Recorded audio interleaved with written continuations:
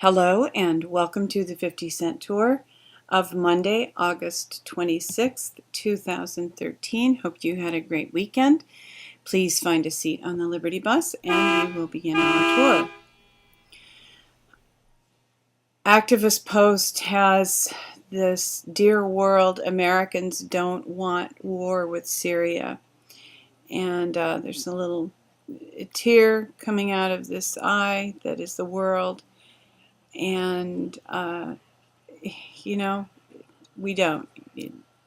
You shed a few tears reading this, I wish there was a way for us to broadcast this to the world. I hope they know that it's our government, that we no longer have control of our government, and we're not responsible for what they're doing. But having just said that in the way I said that, we are responsible for our government.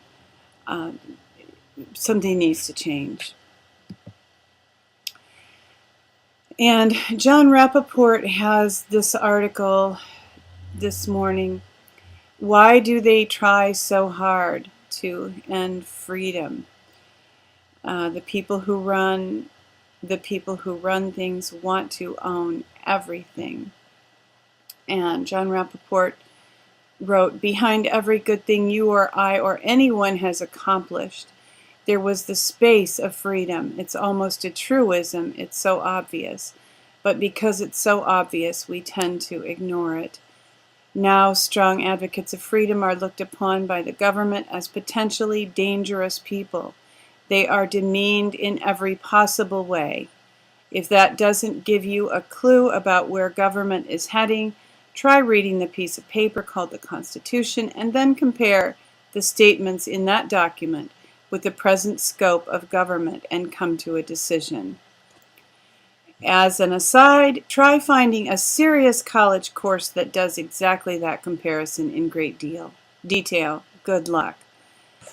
Just an article, the strong John Rappaport message that freedom and creativity are what has fueled the rise of mankind to where we are now, which in some ways isn't that great, but throughout history it's always been creativity and free thinking that have brought about improvements in the condition of people. And taking away our freedom is a clear way to end that, to make life miserable for people. And along with that, I have this article on Agenda 21, Chapter 8, The Final Coup. And this map shows how every inch of land in the U.S. is parceled out for use. And they want people to live in these tight little communities. This article states, ultimately, they're going to zone every square inch of the world, herd us all into compact communities of metal containers the size of a boxcar, one per family, stacked on top of each other, with possibly one small window for light, where we are not allowed to access lakes, forests, or open country, to grow gardens, or do anything without their permission. We will be their slaves, cattle living in a fenced compound. Anyone who refuses to cooperate will be erased." And that this is the means that is planned for bringing about the end of freedom that John Rappaport wrote in his blog that we must defend. Here is an article. Official China news website has section website dedicated to Snowden and blasting the U.S. Calls U.S. wolf, tyrant doing evil, and Obama lying. Yeah. Sherry has this article, and it's really, it's just a terrible indictment. I mean, it's the first article that I had from Activist Post, Americans apologizing to the world. I think that to a large extent, we do owe the world an apology. And I'm not exactly sure what that will look like, but the rest of the world has our number. They really do. The confidential memo at the heart of the global financial crisis. This was an amazing article just about what the bankers have done, and it's very specific. When a little birdie dropped the endgame memo through my window, its content was so explosive, so sick and plain evil, I just couldn't believe it. The memo confirmed every conspiracy freak's fantasy that in the late 1990s, the top U.S. Treasury officials secretly conspired with a small cabal of banker big shots to rip apart financial regulation across the planet. People, if you read this article, people did not have a whole lot of choice. Other countries were pressured into this, and it's just, this article proves the whole thing.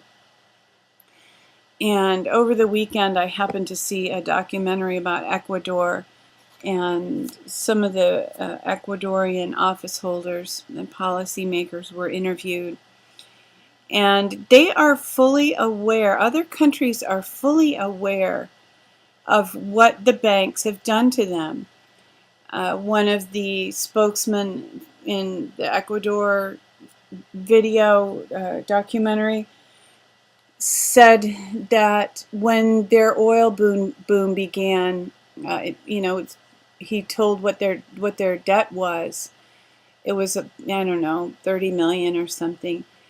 And when by the time the banks were done with them, their debt as a nation was, I think, 7 trillion. And everything they paid, no matter what they paid, were never able to pay down that debt. It remained at 7 trillion. And it's just evidence that the banks have these people who run these institutions have systematically stripped the world of its wealth. And this article, the big picture, Hungary makes history, sheds Banksters' shackles, and kicks out the IMF. We'll follow that. This is an article from yesterday. This is the first I've heard about this. So we'll watch this and see if they're able to hold their own, as Iceland has done. It definitely is possible. And Iceland is the shining example for the world. And Sherry Questioning All also had this article, which I thought was important, significant. Germany government warns Windows 8 never use. Microsoft can control computer, gather all data, and a never get rid of backdoor for the NSA. So, Germany is warning its people. If you have a computer that has Windows 8 operating system, you're screwed. Basically, the window. Yeah, the reason it's called Windows is because it's an open window on your life to the NSA. So nothing is secret, and it's thank you, Germany, for warning your citizens. American government, do you care anything about us? I mean, the NSA is not our government. They are not looking out for our good. If government wants to be, the mommy and the daddy, they better start keeping the predators away from the kids. And we don't even want that. Ultimately, all we want is the freedom to be able to defend ourselves and be self-determined. We want the constitutional republic. And don't ask me what that has to do with Microsoft. Well, it does have something to do with Microsoft, because in this country, everything is done to feed the big, black sucking thing that is drawing off all of our resources and all of our energy, and certainly our privacy. But in light of the just looking at the computer industry, I And most of the articles today are so intense and so significant, and this one's kind of like much lighter topic, less sweeping impact, but I still found it interesting. Print error, how manufacturers design inkjet printers to waste ink. You know, a lot of the defaults on programs and the print aspect, I've noticed the defaults do cause the first time your print job comes out wrong, and then you have to reprint it. And that's why I chose this article today to put on the tour, because I've noticed it myself, and I'm glad to be affirmed here that yes, they do set things up so that you waste ink, so that my experience is that it causes you to make mistakes, that you need to print something over again. So beware. Fight your computer if you have to.